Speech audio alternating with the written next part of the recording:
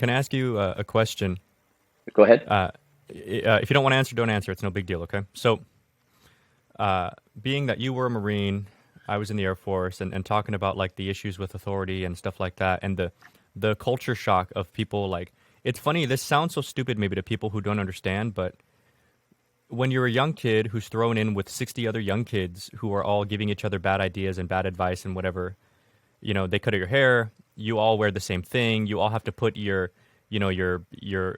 last name letter and 4 of your social and everything, like you feel like your identity is being stripped away. Well, I didn't have one. Okay, well, I guess I was asking like, what was doing all this other stuff just kind of your way of figuring out who you are again? Oh, I guess so. Okay. By the way, it was more than six, like 600. Maybe it was a mass of people. But yeah, when I got out, I just felt free for some reason and invincible. Here I am, elite trained, and no one could tell me what to do while I was Right. in, and no one's going to tell me what to do while I was out. Young, dumb, Yeah. and full of cum, You felt stupid stuff, cocky. Yeah. You felt cocky. And beyond cocky. I'm telling you, Yeah. invincible. Like Yeah. nothing can stop me. That's nuts, man. That's such a cool, like the whole story from childhood. It definitely frames you in a way to understand nature in a way, like not just human nature, but the nature of the inner animal that's within us, and the motivations and the all that stuff. And I realize like a lot of people who are good with dogs, who have that gift, it's because at some point, I remember me and Mariano had an assistant who just naturally good at dogs because she grew up on the streets of New York, doing this and doing that. And you're able to read instinct, you're able to read intentions, you're able to, don't worry about what people say, worry about what they do.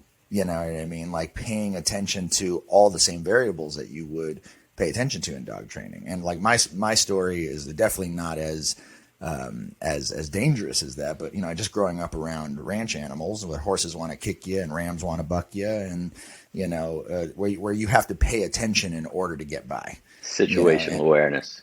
Yeah, exactly. Sorry about that, guys. Bit of a technical difficulty. Now, before that little break there, we were talking about just fresh out of the military, just doing different things, feeling young and invincible. And I guess my question to you then is, how did this lead to the beginnings of your dog training? Like, at what point did you meet Caesar and do all that good stuff? Well, I started, like I said, I wanted to be an actor, and I was up there all day, all night doing things. Felt a little guilty because my dogs were suffering at that point. They weren't suffering. Right. They weren't suffering. But I certainly didn't know what I know about dogs now, back then. Right. And my dog Ginger died in front of me, and that set me on a several-month spiral into depression. And when I came out of that, I stopped doing the acting thing, and I started walking dogs for people who I felt couldn't afford to have somebody walk their dogs so that they could work and still fulfill the dogs. And then that turned into me taking a bunch of dogs, what I call dog parking instead of dog walking, to the dog park. Dog park. 15 or 20 dogs up there. Did that for a while. My instincts were kicking in, and I was doing really well. And so I started doing obedience. I did not want to do obedience because I just felt like it wasn't the right thing with what I was experiencing.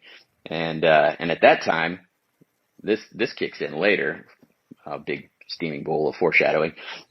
Every dog trainer I went to, I asked if I could, can I follow you around? Can I follow you around for a while? And it's like they had a convention and said, no, I don't breed competition.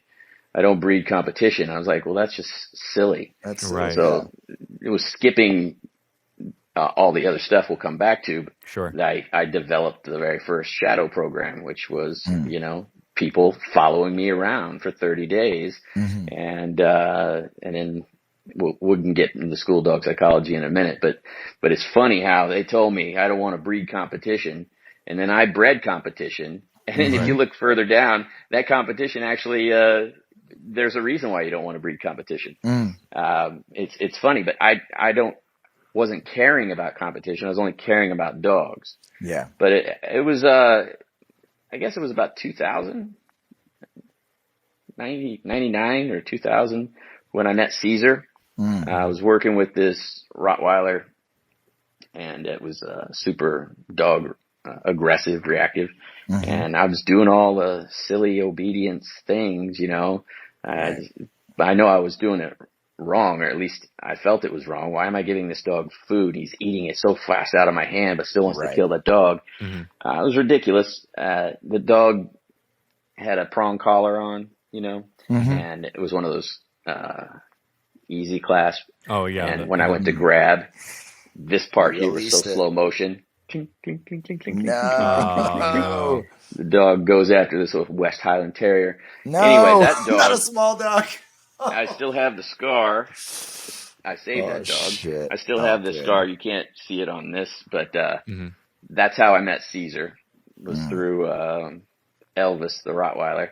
And I was so gun shy when well, first I went to the owner and said, "Hey, look, I can't help you get your dog where we wanted to be." Immediately, she's like, "You're not quitting. You're not quitting." I'm not quitting. I didn't say anything about quitting. I'm just telling you, I can't get your dog. And by the way, I'm bragging about myself a little bit here. You can do that. That was the first what I was doing with my obedience, because I hated the idea of going in, and I did it. I'd go in one day and come back next week, you know, for another hour and a half, come back in the next week, 6, 12 weeks. Yep. By the third week, I'm saying, "Okay, show me what you've learned." And they're like, "Well, we forgot. We didn't know." I'm like, Yeah, "So they you went a don't do whole it. week? Yep. You went a whole week without anything." Yeah. So I got so sick and tired of that I created the first, I guess, outpatient board and trains, where I went to the home Monday through Friday, and then that Friday I would teach the owner what to do throughout the weekend, and then I'd come back Monday through Friday, and so I did all the work, really did all the work, let the owners just kind of polish the stuff, and that was a really good program I had for a while. That's awesome. Really good program. Say you didn't have to have a facility, you know. Right. So anyway, when I was working with her, I told her I couldn't get the dog where we wanted it to be, and so she was so worried that I was going to quit. I said, "I'm not going to quit, but I heard about this guy, and you know, maybe we should go see him." And when we went to see him, I was so gun shy from the other dog trainers. I go, "Just tell him I'm your dog walker, okay? I'm not the trainer. I'm not a trainer, because otherwise he's not gonna want to work." And so I was the dog walker there for a while, and that's how I met him. You know, he did, like you see on his shows, early seasons, where he takes a dog in with 50 dogs, and suddenly it's not aggressive. Now Elvis was. He didn't let Elvis off the leash like he did most dogs, but he was able to get him in there with 50 dogs, and I was just blown away. This is what I'm looking for. This is what this is what I want. This is how I want to do it. And he would do some crazy shit, like throw his arm down the center of the pack and go like this, and half the dogs right down that line would move over, and then he'd do the same line and go like this, and they'd all move over. And then all the same magical stuff you guys, and the dogs would, all that stuff. But I mean, higher level stuff, like having them sit in like formation, in a military formation, like 50 dogs, all at attention, 5 rows of 10, you know what I mean? It was crazy. And I said, this is what I want. And I asked when I could come back. "Oh, I don't know. Give a call to the office." So I did that every day. Then stopped getting return calls. So I showed up every day. And this is in South Central. This is at his dog psychology center? Yeah, the one in South Central. So I'm parked out there, a white boy, you know, and there are times he didn't come out of the facility or show up to the facility, at least during the times I was there. Then there were times he would show up and he's like, "What are you doing here? Go away, you know, don't come back. No more letters, no more calls, don't call." Yeah. And then I still show up the next day. I was losing my business because I was not working, because this is what I wanted. Right. Learn, practice, master, begin again. is where this all started to take form. I'm like, I don't care about what I was doing. It's not what I want to do. So I've lived homeless many times. So it doesn't matter if I lose that business because I'm going to create something better. Right. And there were times he'd come out or come in and be like, hey, and I'm like waiting for the go away beach dog thing. And he'd come on inside. And it's like, it was never the same. It's just weird. And so I guess I was around long enough, where I was brought in. And, so then I started, that's how I met Caesar. And, it was crazy. And from there, so the relationship it's begun. That was before his show and all that. So how long did you work with him? Well, I worked with him up until, I still worked with him, still contacted him. We don't get along so well right now for some reason. It's because I think just we see things differently now. But when he worked up until he got the show, when he got the show, there was a point where they said he couldn't do any more consultations and rehabs because he had to outside the show. And I happened to be there and start referring to Linn. And so for the next 3 years after that, every call that went into the dog psychology center came to me. And so he had a year waiting list. So my college began right there. I was doing 3 and 4 of these highly dangerous consultations a day. And I spent a lot of time with dogs in the big bunch of dogs in a dog park that would argue. I call it argue. There was blood and stuff and fights, but that wasn't aggression. No. I found out what aggression was on my very first consultation that went to Caesar, and that was, wow, okay, now this is something serious. This is what I wanted to do, and here I am. And so after 3 years, they shut down their phone center for outside calls, but I still did things. I did a lot of the behind the scenes work on the Dog Whisperer and Caesar 911, because he goes and does his thing, and some of them, well, we're going to take this dog to the TCW, and so of course he's still doing other things. So sometimes those dogs would come to me in my facility and I'd rehabilitate them and then bring them back, and he would polish them and then bring the person back on the show. There were a lot of times that bringing the dogs in was unnecessary, but the people did need to understand follow through. So I was doing work with those show dogs in their homes, just like basically doing what I was doing before, consultations. So I did a lot of that behind the scenes. I was on the show one time, but Caesar always said, "You're too militant, Linn." And I'm like, well, people aren't going to do the stuff unless you make them do it, Yeah. He doesn't want anybody to feel wrong. So, and that's his way of doing things.